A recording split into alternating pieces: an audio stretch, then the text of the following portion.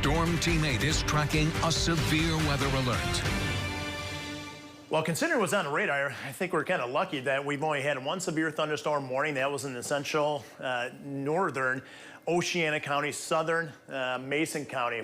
Here's a current iteration of the radar. You can see everything moving to the east, but it's interesting. You always have to look closely at the cells themselves to see what speed they're moving. This one is tracking east at about 25, 26 miles an hour.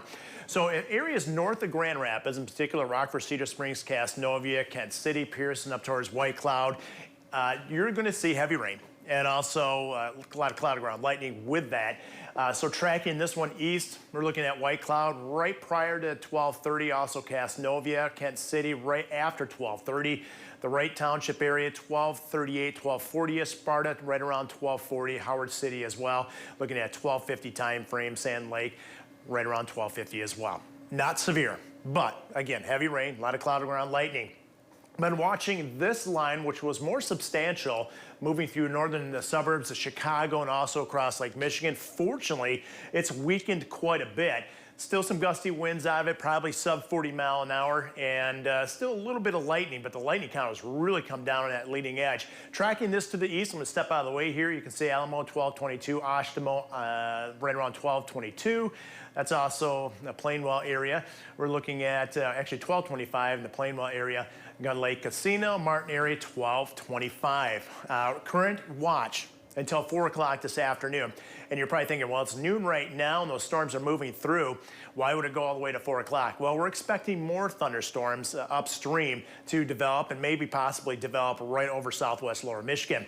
Now, what'll be interesting to see what the Storm Prediction Center does with this risk area, because the current storms moving through are kind of working over the atmosphere, lowering the instability. But again, there's still a strong short wave further to the west, and that could certainly trigger more storms.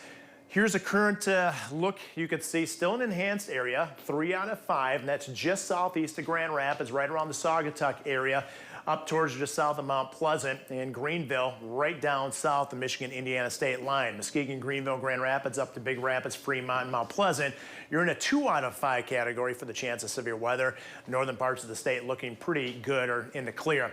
Heavy rain. This is Muskegon live view, and actually it's let up just a little bit, but it's still coming down at a fairly substantial clip. Here's a live view in Grand Haven. Not a bright idea being in the water, especially with the potential of lightning out there.